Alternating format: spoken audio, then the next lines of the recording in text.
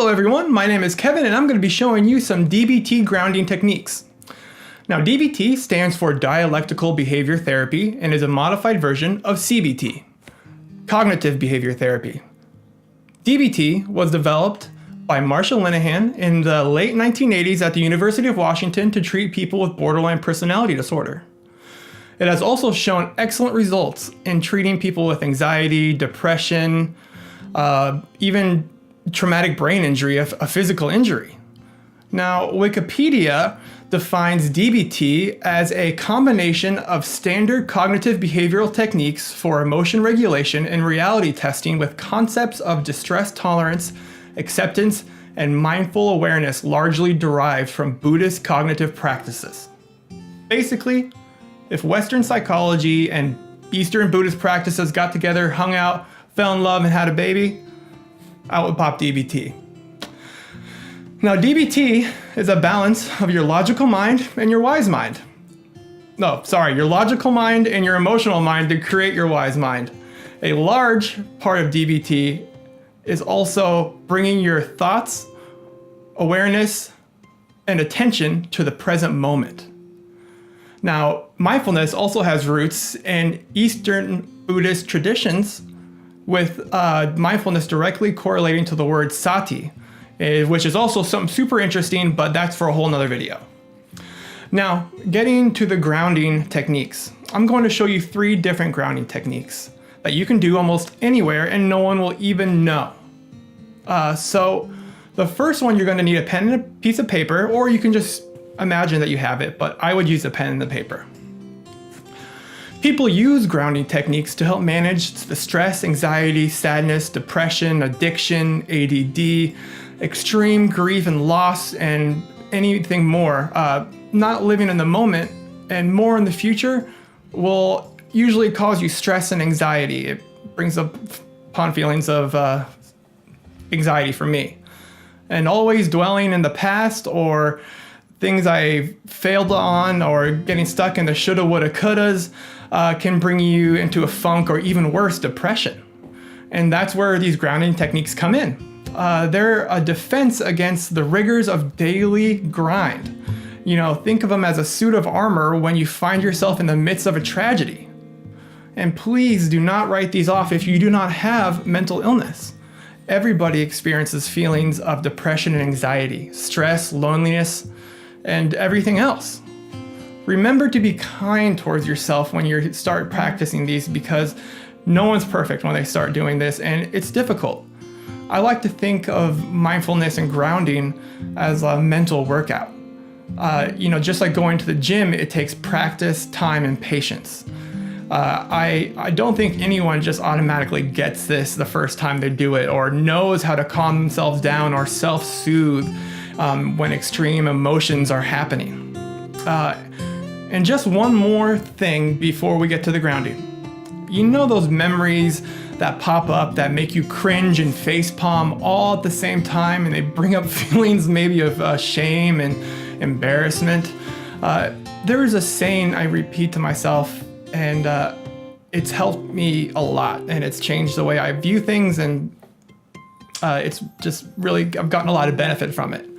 And that is, the stories that you tell yourself about the events that have happened to you in your life will determine how you feel.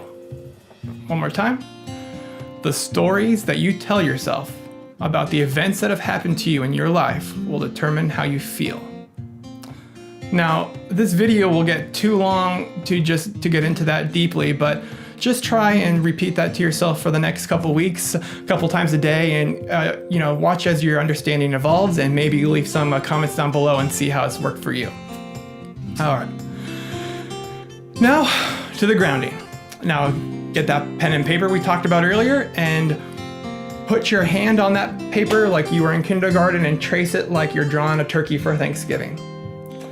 Now, just as you have 5 fingers, you have 5 senses: sight, smell, taste, feel, and hear. Sorry, it took me a second. Go through on all of the fingers that you've traced and write the things that you feel, hear, smell, see, maybe not taste everything around you because that would be pretty weird, but you get the idea for that one. It really helps to bring your attention back to what you're feeling and not what is in front of you or behind you, right in the moment. Number two is a 5, 4, 3, 2, 1. So it's 5 things I see, 4 things I hear, 3 things I feel, 2 things I smell, and 1 thing that I like about myself.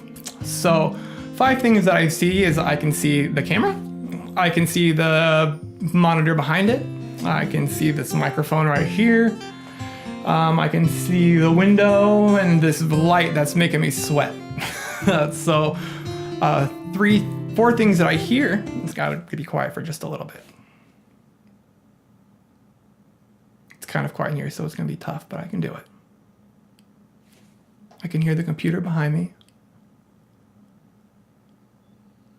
I can hear the birds outside. I can hear my heart beating.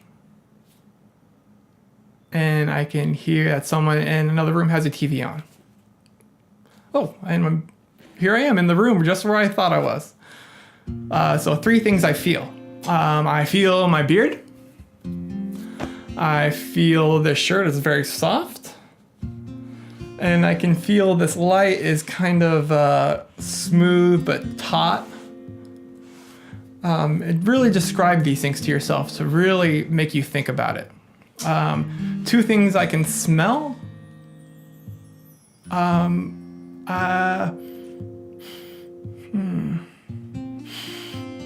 This room, I do like some soldering in this room, so it has kind of a chemical smell, so I can definitely smell that. And I can smell my deodorant coming through my shirt because it's hot in here. And one thing nice about myself is I try not to take things too seriously and have fun whenever I can. So that's the 5, 4, 3, 2, 1 method. And the last method I want to bring up, the third one, is a gratitude list. And this is, a lot of different clubs have gratitude lists, and this is not an unpopular thing for other topics. Because being grateful is so wonderful. Like it just makes you feel the happiness for everything that you have and not long for things that you want. Happiness tends to favor the grateful. Depending, no matter if you're rich or poor, the happiest people in the world are the most grateful.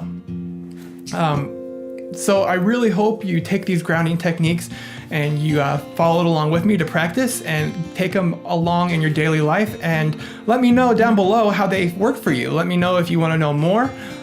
We could go through some, and I hope you guys have an awesome day and have a mindful day.